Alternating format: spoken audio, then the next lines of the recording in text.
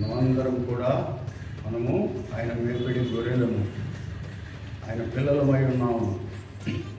పాపులను రక్షించుటకు క్రీస్తు యేసు ఈ లోకంలోనికి వచ్చి ఉన్నాడు.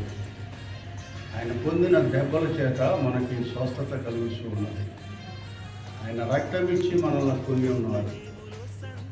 కాబట్టి అమూల్యమైనటువంటి మాటలు వినడానికి, నా శరీరము తిని నా రక్తము త్రాగువాడే నాతో పాలువాడవుతాడని ప్రభు సెలవిస్తున్నారు.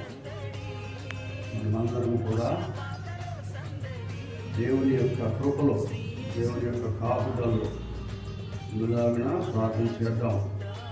దేవుడు మనల్ని అందరినీ కూడా ప్రేమించి మన జీవితాల్లో మరొక సంతోషకరమైనటువంటి క్రిస్మస్ శుభదినాలను అనుగ్రహించబోచు ఉన్నాడు.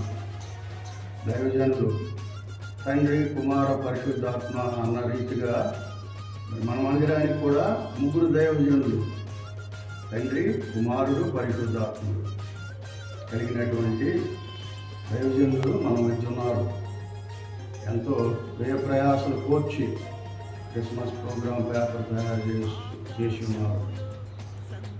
అతి సంతోషకరమైన క్రిస్మస్ శుభదినాల్లోనికి దేవుని యొక్క ఉచితమైన కృపలో మరొక నూతన సంవత్సరమైన దయా కిరీటంలోనికి మనం ప్రవేశించబోతూ ఉన్నాము. కాబట్టి ప్రయత్నం చేయండి.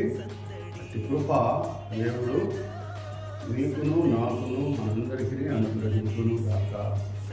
ఆమె చిన్న ప్రార్థన చేద్దాం. పరిశుద్ధుడా, ప్రేమ కలిగిన ప్రభువా, నీకు వందనాలు, స్తోత్రాలయ.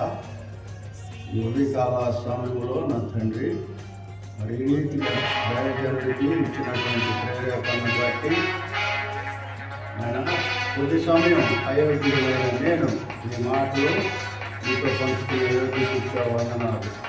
ఈ మాటలు విన్న బిడ్డలు వారి కుటుంబాలను గుర్తులుగా జీవించి ఆశీర్వదించున్నాను. యేసు నామములో ప్రార్థిస్తున్నాను తండ్రి. ఆమేన్.